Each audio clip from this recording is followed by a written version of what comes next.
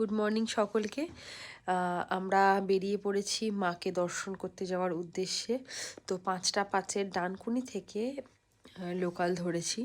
এই লোকালটা এতটা ভালো, মানে 7:30 থেকে 8টার মধ্যে আপনি একদম পৌঁছে যাবেন। হাওড়া থেকেও যাওয়া যায়, কিন্তু হাওড়ার ট্রেনটা কী করে 9:30 থেকে 10টা বাজিয়ে দেয়।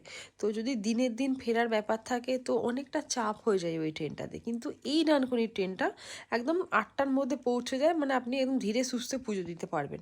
তো আমরা পৌঁছে সেখান থেকে অটো ধরে পৌঁছে গেছি একদম হোটেলে। সেখানে একটু ফ্রেশ হব, হয়ে যাব হচ্ছে মাকে দর্শন করতে। কিন্তু দর্শন করতে যাওয়ার আগে শ্মশান পড়ে, তো সেখানে না ঢুকলেই নয়। তো সেখানে ঢুকে একটু ধূপবাতি দিয়ে তারপরে এবার যাব মাকে দেখতে। তো এবার ভাবতে পারিনি আমরা যে এতটা মানে লাইন আমরা ফেস করব ওখানে পৌঁছে। তো মারাত্মক লেভেলের লাইন, তো আমরা মানে দাঁড়াতে পারছি না। তো তাই জন্য ডিসাইড করলাম যে ভিআইপি লাইনে পুজো দেবো। ভিআইপি লাইনে গিয়ে দেখলাম প্রচুর ফাঁকা ভিআইপি লাইন। তো ওখানে আমরা ফাঁকায় ফাঁকায় ভালো মতন মাকে ছুঁয়ে মায়ের পায়ে মাথা ঠেকিয়ে একদম মন শান্তি করে পুজো দিয়েছি। পুজো দেওয়া আমাদের কমপ্লিট, প্রসাদও আমরা পেয়ে গেছি।